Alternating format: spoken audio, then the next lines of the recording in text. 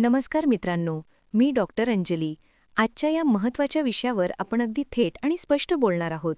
60 नंतर अनेकांना सर्वात मोठी तक्रार असते, ती म्हणजे पायात ताकद उरत नाही, चालले की गोळे येतात, रक्तपुरवठा कमी झाल्यासारखे वाटते, हातापायाच्या नसांमध्ये जडपणा येतो, सुन्नपणा वाढतो, रात्री झोपेत पाय कुरकुरतात आणि सर्वात त्रासदायक म्हणजे पायात घोड्यासारखी ताकद असती तर किती बरं झालं असतं असं वाटत राहतं. या सगळ्याचं मूळ कारण एकच असतं, शरीरातील रक्ताभिसरण कमी होणं आणि नसांमध्ये अडकलेली जळजळ व ताण. म्हणूनच आज मी तुम्हाला एक अशी गोष्ट सांगणार आहे जी अनेकांनी करून पाहिली आहे आणि ज्यामुळे हातापायांच्या बंद झालेल्या नसांना पुन्हा मोकळेपणा, पायातील गोळे कमी होणं, जळजळ शांत होणं, सुन्नपणा कमी होणं आणि पायात पुन्हा ताकद परत येणं अगदी फक्त काही दिवसात जाणवू शकतं. हा उपाय अतिशय साधा आहे. फक्त एक पदार्थ पाण्यात टाकायचा आणि शरीराच्या नसांना दिलासा मिळू लागतो. चला मग आजच्या व्हिडिओला सुरुवात करूया. डॉक्टर म्हणून मी सर्वात आधी हे स्पष्ट सांगते की पायातील कमकुवतपणा, सुन्नपणा, गोळे, जळजळ, पायावर नीट भार न येणे, चालताना थरथर जाणवणे, हातापायांतील बंद नसा होणे आणि 2 दिवसातही सुधारणा न दिसणे यामागे शरीरातील काही खोल कारणे असतात आणि ही कारणे समजल्याशिवाय कोणताही उपाय योग्य परिणाम देत नाही.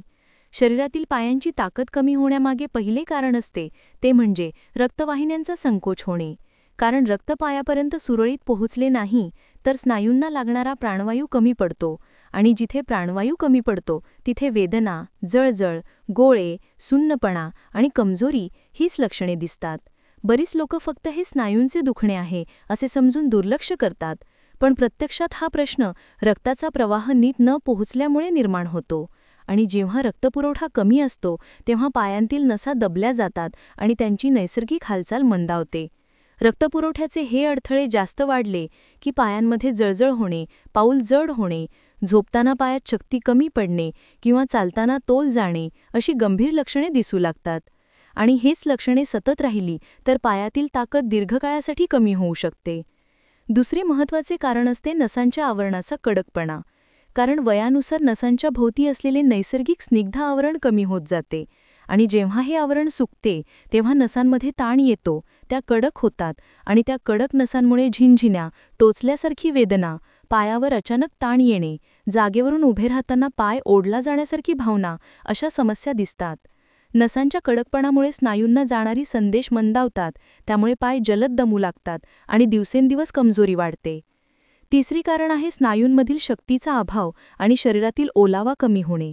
कारण एक विशिष्ट वयानंतर स्नायूंना ताकद देणारे घटक कमी होतात, स्नायूंची लवचिकता घटते, शरीरातील रस आणि ओलावा कमी झाल्यामुळे स्नायू लवकर कडक पडतात आणि यामुळे गोळे येणे ही समस्या वारंवार निर्माण होते.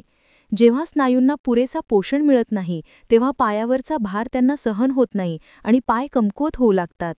या तिन्ही समस्या म्हणजे रक्तपुरवठा कमी होणे, नसा कडक होणे आणि स्नायूंमधील ओलावा कमी होणे या एकत्र झाल्या की पायातील कमजोरपणा वाढतो, नसा बंद वाटतात, सुन्नपणा वाढतो, जळजळ जाणवते आणि पायांची ताकद जवळपास निम्मी होते. म्हणून डॉक्टर म्हणून मी सांगते की समस्या फक्त पायांमध्ये नाही तर संपूर्ण नसतंत्र आणि रक्तवाहिन्यांच्या कार्यक्षमतेशी संबंधित आहे. काही विशिष्ट नैसर्गिक पदार्थांमध्ये रक्तवाहिन्या उघडण्याची क्षमता असते, नसांचा कडकपणा कमी करण्यासाठी आवश्यक गुणधर्म असतात, स्नायूंना ओलावा आणि पोषण देण्याची नैसर्गिक शक्ती असते आणि शरीरातील जळजळ कमी करण्यासाठी उपयुक्त तत्वे असतात. असे पदार्थ पाण्यात काही काळ भिजवले की त्यातील उपयोगी घटक पाण्यात उतरतात आणि ते पाणी शरीरात गेल्यावर नसा मऊ होणे, रक्तप्रवाह वाढणे, स्नायूंना पोषण मिळणे आणि पायातील ताकद पुन्हा वाढणे असा एकत्र परिणाम निर्माण होतो.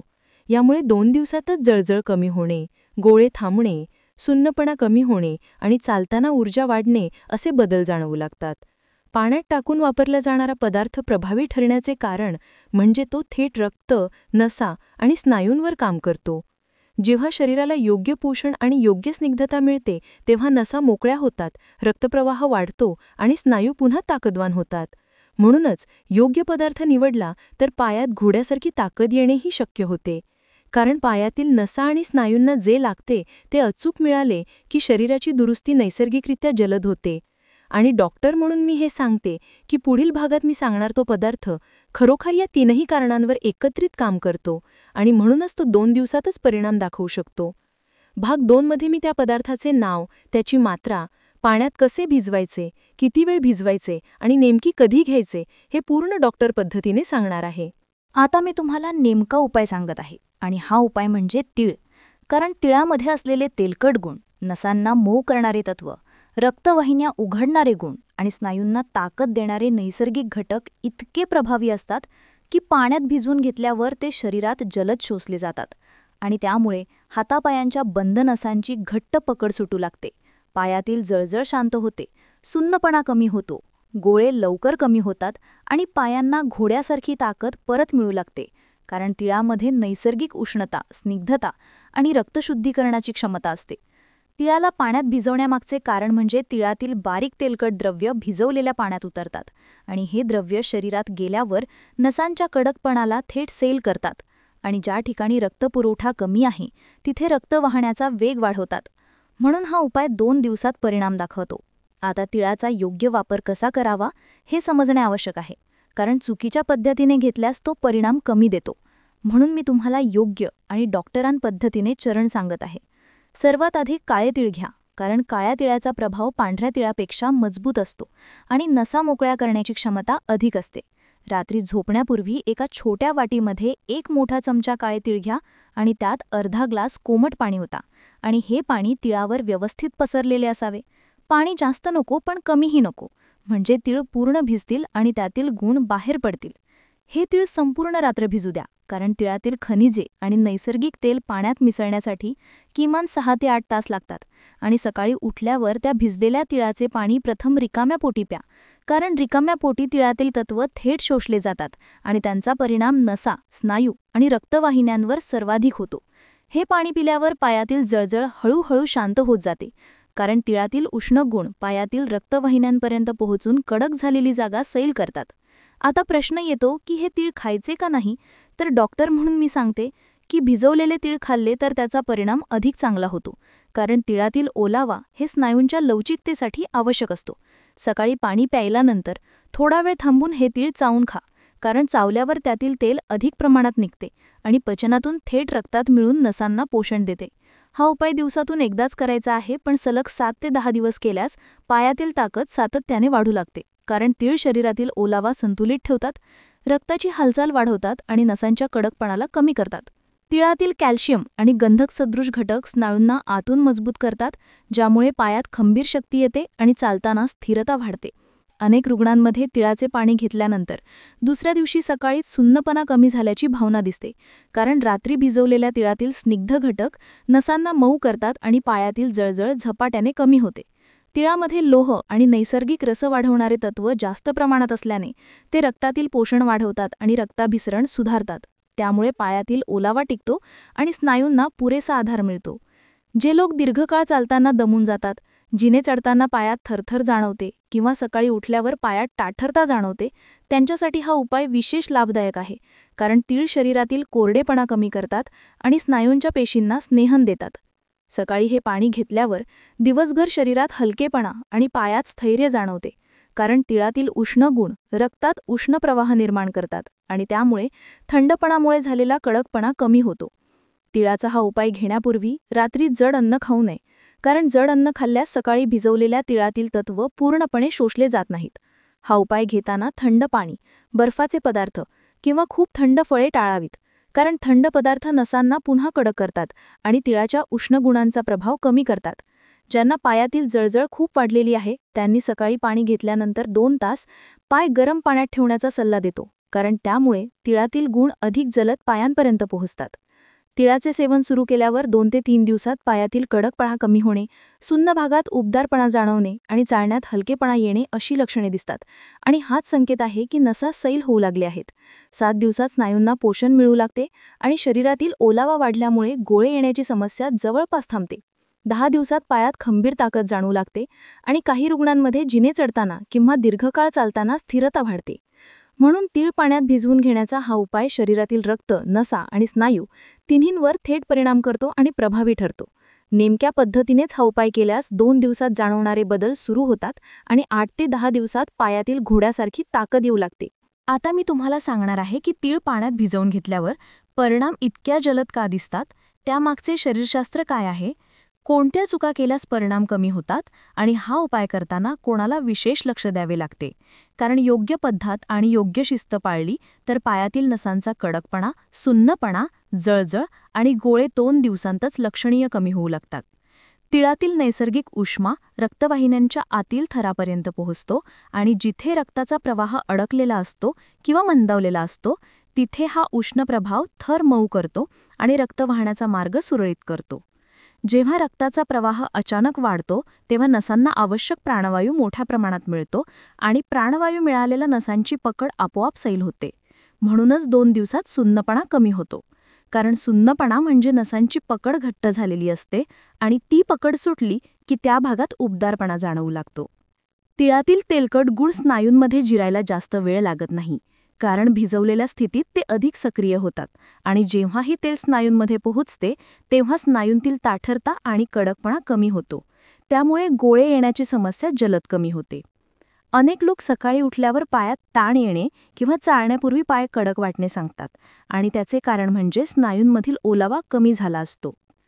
तिळातील ओलावा वाढवणारे गुण शरीरात त्वरित पोहोचतात आणि 2 दिवसांतच स्नायू लवचिक होऊ लागतात. जळजळ कमी होण्याचे कारण म्हणजे तिळातील नैसर्गिक शीत व उष्ण यांचा संतुलित गुणधर्म. पायातील जळजळ ही रक्ताची घट्टता वाढल्याने होते आणि तिळातील रस रक्ताला प्रवाही बनवतो, त्यामुळे जळजळ शांत होऊ लागते आणि पायात हलकेपणा येतो. पण या परिणामासाठी काही नियम काटेकोर पाळणे आवश्यक आहे आणि डॉक्टर म्हणून मी ते स्पष्ट सांगते, कारण चुकीमुळे परिणाम थांबू शकतात. पहिली मोठी चूक म्हणजे भिजवलेले पाणी रिकाम्या पोटी न घेणे. कारण जेव्हा पोट रिकामे असते तेव्हा पाणी थेट रक्तात शोषले जाते आणि त्याचा प्रभाव त्वरित नसांवर पडतो. जेवणानंतर घेतल्यास अन्नामुळे त्याचा परिणाम मंदावतो. दुसरी चूक म्हणजे तीळ नीट भिजू न देणे. कमी वेळ भिजवल्यास ते पूर्णपणे मऊ होत नाहीत आणि त्यातील गुण पाण्यात जात नाहीत, त्यामुळे प्रभाव कमी जाणवतो. तिसरी चूक म्हणजे अतिशय थंड पाणी किंवा बर्फाचे पदार्थ घेणे. कारण थंड पदार्थ नसांना परत कडक करतात आणि तिळाने मिळालेला उष्ण परिणाम नष्ट करतात. चौथी चूक म्हणजे तिळासोबत अत्यंत तेलकट, मसालेदार किंवा जड अन्न घेणे. कारण अशा अन्नामुळे पचनावर भार पडतो आणि तिळातील पोषण स्नायूंपर्यंत पोचण्यात विलंब होतो. पाचवी चूक म्हणजे उपाय 1-2 दिवस करून थांबवणे. 2 दिवसांतरच आराम जाणवतो म्हणून लोक उपाय सोडतात, पण शरीरातील नसा पूर्णपणे सैल होण्यासाठी 7 ते 10 दिवस लागतात. म्हणून उपाय सातत्याने करणे अत्यावश्यक आहे. आता कोणाला सावधगिरी आवश्यक आहे हे सांगते. ज्यांना पित्तप्रधान प्रकृती अत्यंत तीव्र आहे त्यांनी तिळाचे प्रमाण कमी घ्यावे, कारण तीळ उष्ण असतात. सकाळी पाणी पिऊन तीळ अर्धे खावेत. मधुमेह असलेल्या लोकांनी हे पूर्णपणे घेऊ शकतात, कारण तीळ रक्तातील साखर वाढवत नाहीत, उलट स्थिर ठेवतात. पण ते पाणी घेतल्यानंतर 1 तास गोड पदार्थ टाळावेत. रक्तदाब कमी असलेल्या व्यक्तींनी सकाळी हे पाणी घेतल्यावर 2 ग्लास उबदार पाणी पिऊन घ्यावे, कारण तीळ कधीकधी रक्त थोडे पातळ करतात आणि उबदार पाणी घेतल्यास रक्तदाब स्थिर राहतो. गर्भवती महिलांनी हा उपाय डॉक्टरांच्या सल्ल्याशिवाय करू नये, कारण उष्ण पदार्थ गर्भावस्थेत वेगवेगळे परिणाम देऊ शकतात. ज्यांना पोटात जास्त उष्णता राहते त्यांनी तिळाचे पाणी घेतल्यानंतर अर्ध्या तासाने एक छोटी वेलची खावी. यामुळे शरीरातील उष्णता नियंत्रणात राहते. काही लोकांना तीळ खाल्ल्यानंतर घसा कोरडा पडतो. अशा लोकांनी पाणी घेतल्यानंतर तीळ खाण्याऐवजी तीळ पाण्यात मिसळूनच प्यावे. हा उपाय करताना रोज सकाळी पाय गरम पाण्यात 5 मिनिटे ठेवल्यास नसांना मिळणारा फायदा दुप्पट होतो आणि जळजळ आणखी कमी होते. चालताना अचानक पाय थरथरणे किंवा कमकुवत वाटणे हे लक्षण कमी होण्याचं कारण म्हणजे तिळाने नसांना मिळालेली ओलावा आणि लवचिकता वाढते आणि रक्ताभिसरण सुधारते. 7 ते 10 दिवसांतर संपूर्ण पायात स्थैर्य येऊ लागते आणि जडपणा जवळपास संपतो, कारण नसांच्या मऊपणामुळे आणि रक्ताच्या सुरळीत प्रवाहामुळे पायाला पूर्ण आधार मिळतो. म्हणूनच 2 दिवसात मिळणारा आराम हा स्थायी नसतो, पण 10 दिवसांचा नियम पाळल्यास तो टिकून राहतो. आणि शेवटी डॉक्टर म्हणून मी सांगते की शरीराला नैसर्गिक पद्धतीने बरे करायचे असेल तर तीळ पाण्यात भिजवून घेण्याचा हा उपाय सुरक्षित, प्रभावी आणि पायांच्या नसा व स्नायूंसाठी अत्यंत उपयुक्त आहे, कारण तो शरीराच्या मूळ तक्रारीवर थेट काम करतो. म्हणून हा उपाय व्यवस्थित, नियमाने आणि शिस्तीने केल्यास पायात घोड्यासारखी ताकद येणे हे पूर्णतः शक्य आहे आणि नसा मोकळ्या होणे, सुन्नपणा थांबणे आणि जळजळ कमी होणे हे काही दिवसांतच जाणवणारे आरामदायक बदल आहेत.